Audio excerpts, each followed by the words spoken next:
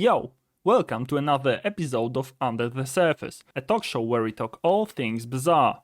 In the Bazaar, there are so many characters. We already talked about the merchants and the monsters, but what if we looked at them not as game pieces, but as parts of the world and the story? So without further ado, let's dive under the surface. Today we are going to talk about characters which, for some reason, have resonated with us. Perhaps the design is cool, or perhaps they imply something, or perhaps it's just a cool interpretation of something that we have in our real world. Perhaps there's some connection to mythology that we enjoy. A lot of things can happen. We have chosen a couple of characters that we liked, and we just wanted to share. I think you all know what is going to be your comment for the week, but let's not get ahead of ourselves. If I may, I would like to start because I have a cool duo, let's call it. And I would like your input on that. Okay. Right, so we have the artist, which gives a random enchantment, but we also have Mandala. Not 100% sure, but to me they are both of the same species. They are like this ethereal being with a mask. Whoa. I never thought about the comparison here because you see them at such different times, I guess. Yeah. But yeah, they obviously are the same. I mean, these little like ghostly sort of form type people with the exact same face. Well, Wow. that's the point. Is it a face? Because to me, they are not really people. You know, they are some form of manifestation. The artist seems to be a manifestation of perhaps emotions or elements, something like that is connected to the mask. Perhaps those things are inside the mask, or perhaps this type of being needs the mask to form itself. And Mandala also has, we could assume it's hair, but it's more gaseous than solid. But also I always assumed Mandala is a woman, but who knows? So I'm going to refer to her as she, but I might be incorrect. She has, a hand, a gloved hand, but a hand, whereas artist has those appendages that sort of look like hands, but are not exactly. Yeah, maybe the mask is just a way to appear more friendly, like just because they would just be this ball of gas if they didn't. You know what I mean? Like they're just forming to be able to like help with us in contact with us versus whatever their real state looks like, you know? Right, so it's to appear more human-like or like creature-like. Yeah. I wonder if we will get more of those, because as we talked about in the previous episode, there are a lot of one-offs in terms of designs of characters. Like there are literally characters that are only singular representative of the species. I see similarities, but it's not necessarily confirmed that they are of the same type of being, but I would assume so. Yeah, it's like I never thought about their connection like at all. But I just glance over stuff too a lot, so And it's just easy to just get in the flow and not really notice. True. There's not a situation where you can see both of them side by side in game, right? So you don't have both of them in your mind at the same time when playing, but they are both connected to changing substance. Artist enchants stuff, so gives them new properties, whereas Mandala simply changes them outright. There seems to be this power of transformation, right? Yeah, I could definitely see them adding a third one of, assuming this is the same species, a third one if they add some sort of mystical type of new transformation mechanic or something. Mm-hmm. That's a good catch, man. So what do you have for me? Yeah.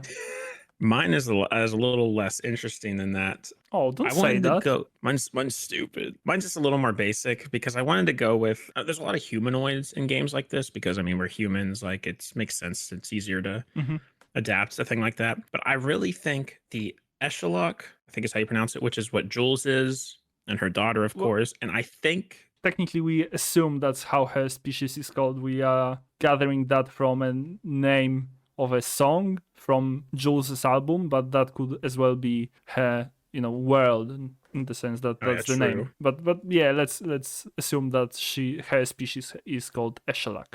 Yeah, we'll call her that for now. And there's also Valpak, who looks different. He's more red and has this blue hair, but he still has the four arms. He still gives off the same general vibe as her. I assume he's still part of her species, maybe just from like a different part of the world, or sometimes they just have different skin, or maybe that's a male versus a female type situation. We don't know, but I think it's just such a simple like changes to design that works so well. Just the forearms and the skin color changes make it super, they stick out. Like Jules has been like a fan favorite character for a long time, even though she's not in the game and we know very little about her.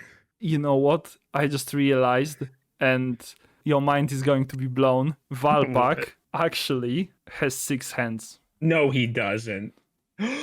They could still be part of the same species. I people. have never noticed that. Oh my How God. did we overlook that?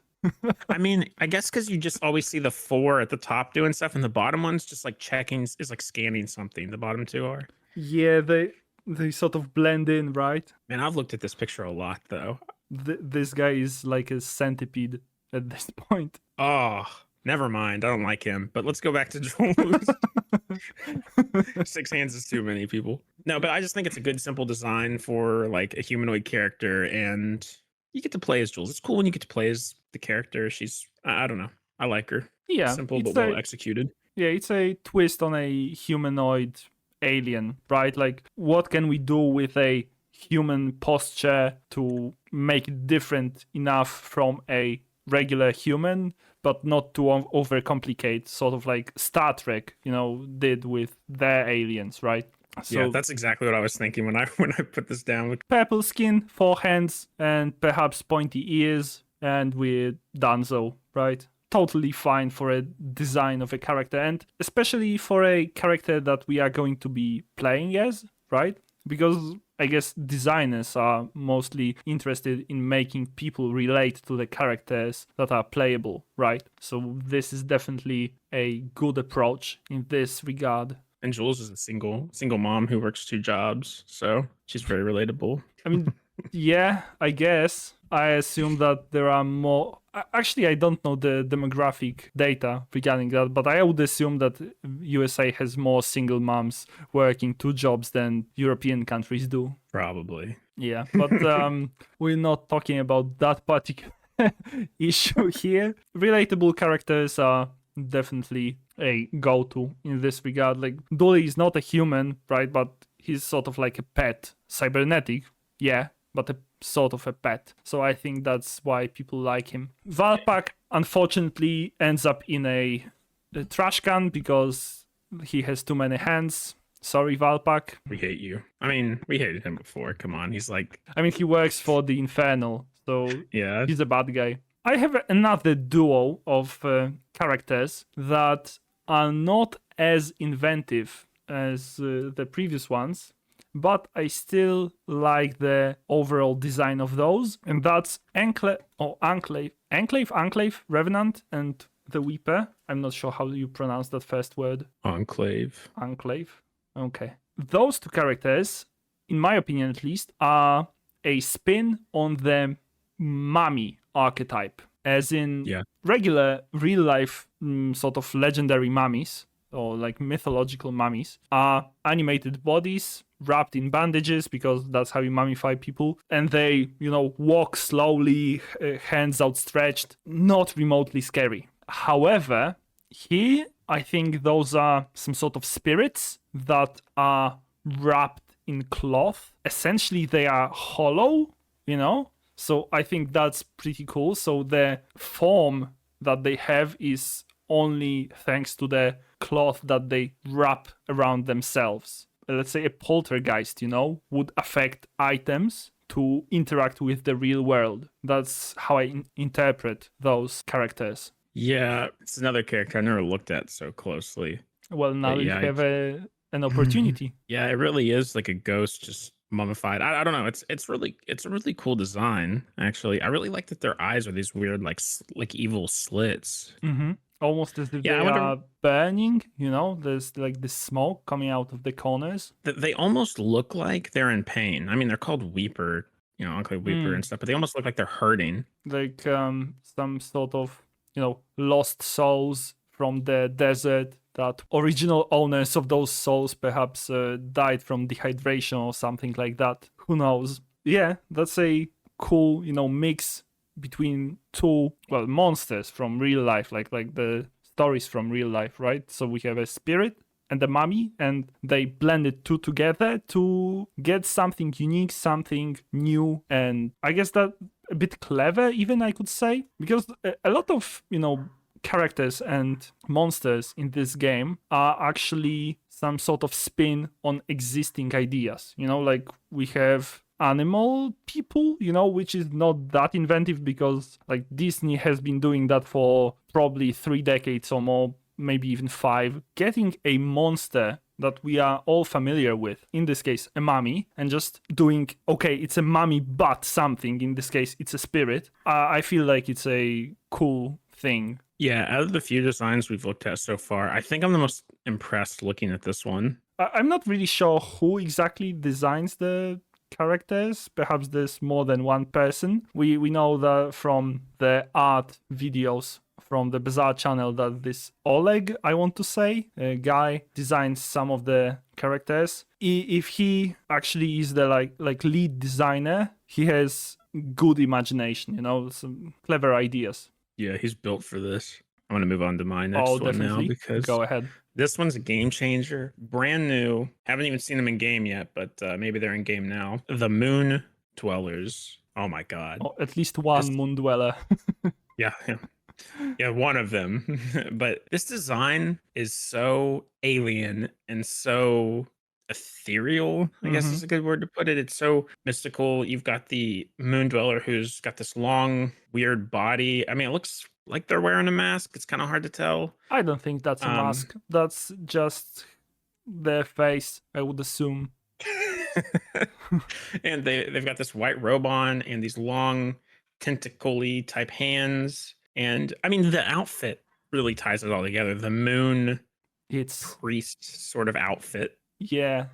I would say that this exact character is the most alien design that we've got so far. As I said, most of the stuff that we've got so far is something that is already in real life, but something, so a spin on it. But here we have actual, humanoid alien, but like, for example, hands are completely unique. There are tentacles, but this is a totally random appendage. Like, can you even describe to me in which points those fingers in giant quotation marks bend? No. I'm not sure if it's only a stylistic choice or is it related to this character, but there are those like swooshes of purple light with stars. Does he control some form of like cosmic magic? Yeah, I mean, he's forming a moon. I don't know. It looks like he's using magic. I don't know. This design is just so like, when you hear Moon Dweller and you see this, you're like, yeah, that's a Moon Dweller. I mean, yeah, there are there are stars, there are crescents. So those are things that we normally associate with moon. As in not real moon as a rock hurling through space, but a moon that we see on the night sky. Yeah, this guy looks a bit like a priest, like a mystic, something like that. And we also touched upon this in the previous episode, but there's a clear comparison to Camino aliens from Star Wars, from the second film. They also are those long, sort of white aliens. Yeah, banger job. I'm like, out of all the stuff we've seen recently, this is like one of the things I want the most lore on, is this group and these people. So I'm also just fascinated by the lore too, but it's just top notch. Yeah, the design team is, with every new addition to the game, it seems like they are, getting into the groove, and they are finally getting into what the Bazaar is and what they are actually wanting to make. Because the early designs were rather basic. I think they were getting the foothold. I think that's how you say it, right? Yeah, but now they are finally trying to experiment and trying to find stuff that is their own. Obviously, like inspiration, yeah, we already talked about that, but it is what it is. The more this game progresses, the more I'm excited to see what it looks like in a year or 2 years or 5 years. With the fully fleshed out world and a Netflix miniseries and theatrical release film. We're all waiting for all of those. And if the game really picks up, then I think there's possibility for all of those. So I'm going to give you, drum roll please. I'm not sure if I'm going to add actual drum roll in the video, but Joyful Jack. This is a rather unique character, at least in my opinion, because it's like a Halloween pumpkin that's like that's a plant character, but it's, I think, the only of its kind in the Bazaar, like the only sort of vegetable or plant related character in the Bazaar, I think, is Banana Ball. I'm not sure if we have any other. Not that I can think of. I've been interested in this character for a long time. I kind of forget about him because he's just like a random enemy, but he always reminds me of Jack Skellington from the Nightmare Before Christmas. He's the he wears a pumpkin on his head sometimes. Yeah. I have never seen this film, but I recognize the character. Yeah, there's something to it. He kind of has a similar vibe in his dialogue too. Like, I don't know exactly how to describe it. I've been squashed. Something like this. Yeah. With the Joyful Jack 2, when you go through his voice lines, I think when you click on him, he says something about like being created by an alchemist or something that implies that. So I always kind of wondered if Mac somehow created him. I mean, he's not the only alchemist in the Bazaar, but it's possible. And he's trying to like bring stuff back to life, bring his family back to life. So I thought it could make sense. He's testing it on like a weird pumpkin thing he made. Okay, yeah, I mean, yeah, I could see that. He's named Joyful Jack, but he does not look like he's enjoying himself, Like, he has rather a menacing grin. He has, I assume it's a crown, at least to some degree, like this. Perhaps it's part of the pumpkin, but pumpkins don't have this type of protrusion or whatever you want to call it on them. There's like this sort of handle, like the stem, right? That's how you call it. So I'm not sure if it's added in the sense that he wears it or is it part of his head, but definitely it's supposed to look like a crown. And he's also sitting in this armchair, which I have no idea in regards to the material of which it is made of. Is it wood? Is it? I have no idea. It just looks like grass. I don't know. Maybe he's just like a scarecrow type guy, like a Wizard of Oz type guy. I don't know. He feels to me as if he's some sort of, as if he is an important character in his own kingdom, as if he, I don't know, he rules over some form of farmland, that's deserted, perhaps he was a pumpkin, which was then transformed by an alchemist, and then he got some form of superpowers and then drove owners of the farm away. And then he's, just an evil pumpkin guy that has his own microscopic kingdom. I'm not sure. But he's just a humble farmer. Yeah. I mean, he's got a big smile on his face. He looks joyful to me. Okay. Yeah. I guess poisoning people brings him joy. This might change your lives, people. So just buckle up. Oh boy. My last one is the handsome, the beautiful, not shrewd as Mr. Pygmalion, of course, but shrewd in his own right. Mr. Moo. Oh yeah. He's dapper. He's got the drip, as you've once said. I mean, he was created through the Indiegogo campaign. Somebody put a ridiculous amount of money in and was able to make their own character. And that's why he's here. And we're so glad he is. Because, I don't know, he's also the only cow person we've ever seen in the Bazaar. So he's one of those one-offs. I'd be really interested to see more cow people. But he's kind of a ridiculous design, but in a beautiful sort of way. Yeah. First of all, his suit probably costs more than your yearly salary. That's my assumption. But I definitely have two things that I spot immediately. First of all, he has this earring, which is, in real life, those types of earrings are put on farm cows for them to be counted, in the sense that you want your cows to be numbered so you can be sure which one's which, right? Yeah. Perhaps he was employed to some degree. Employed sounds better than probably what it was. Yeah. And then he got fed up with it and then started his own enterprise. But the second thing, also perhaps the third thing, but we're going to go into that third thing in a second, because the second thing actually would be the ring that he has in his nose, which additionally is put only in the farm cows to attach them to the fence, and it's put in a soft tissue so they don't struggle when you attach them to things, because it would hurt them. This design is either, someone saw a cow from the design team and it was actually a farm cow, so they thought that that's how cows look, or there is some sort of backstory to that character. Maybe it's like the equivalent of like prison tattoos. Oh, like it makes sense he'd been in prison before. Yeah, although if Bazaar is an anarchy or like controlled anarchy, then would there be prisons? That's not something that we actually thought of. Hey, there's money to be made there, so. Okay, USA is actually the only country in the world that has private prisons. So you're not the standard, okay? Well, we know how to make a few bucks. Yeah, and have the highest per capita incarcerated people. Okay, that was travesty of a sentence, but you know what I meant.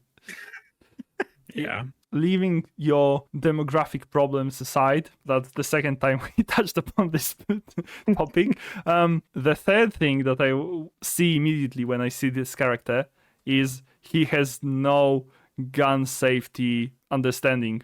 Like, both of the fingers are on the triggers. He might be American. Yeah.